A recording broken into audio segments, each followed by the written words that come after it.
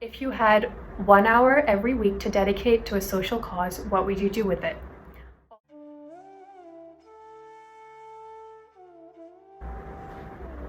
Hi everyone, thank you all so much for the overwhelming support that you have shown towards Shukran. Heartfelt gratitude over the past 5 weeks.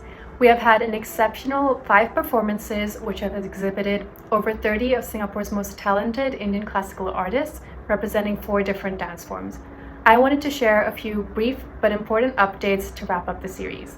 My initial goal for the 5-week series was to raise $5,000, but I'm super happy to say that collectively we have managed to raise over $13,000, which is an amount that provides more than 4,000 meals for our migrant worker community. Thank you so much to all of you who have generously donated to the cause, and I can assure you that your donations definitely do go a very long way. I have left the donation page open for 1 more week at giving.sg/campaigns/Shukran. Being in a position of privilege, monetary donations, even small amounts such as $10, which in this case provides 3 meals, is often the simplest way to contribute towards mitigating our socioeconomic gaps as much as possible.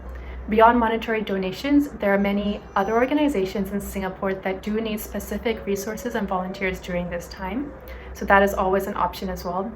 A good starting point for migrant worker support is a Migrant Workers Center portal, which is mwc.com.sg. If you are watching this right now, chances are that there are probably multiple ways in which you can count your privileges. In times like these, those of us with privileges of any kind really need to take a moment to analyze how each of our decisions we will make will either help or harm those who are less privileged. And I hope that everyone will be more conscious about always choosing a path that uplifts others or otherwise paving that path if it doesn't already exist. A question that I have kept in mind over the past few years is, if you had 1 hour every week to dedicate to a social cause, what would you do with it? All of you have now shown me that you have at least 1 hour a week to spare. And I urge you to continue using that 1 hour a week that you have spent watching the Shukran shows towards other causes that you believe in. And you'll really be surprised at how much you can do by consciously spending that 1 hour. For me, my entire 15 shows of Ameed and the Shukran series has come out of starting with that simple hour. And you can always use that hour to read up on causes, volunteer, start conversations within your community, even if it's just in your household, or of course, begin to develop other projects. My second point is that I have been getting a lot of messages from very enthusiastic artists over the past month who have wanted to perform in the series. Please do keep in touch with me, and if you are interested in performing in similar concepts in the future, I would be very happy to work with you on some of my ideas.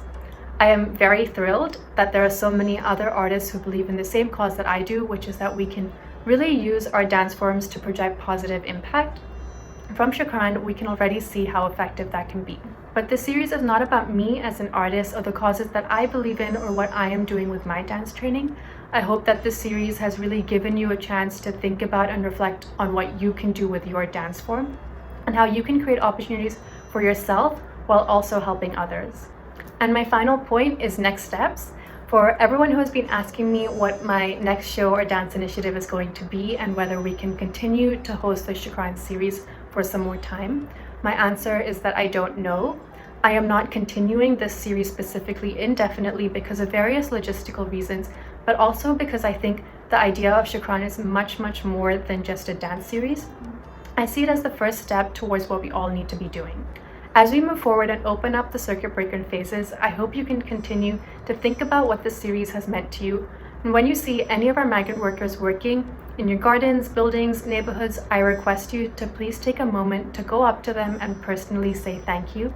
It might only make them smile, but that is a really important step for all of us moving forward as a more integrated society. Thank you, please keep in touch, and I hope to see many of you in person once our situation is clearer.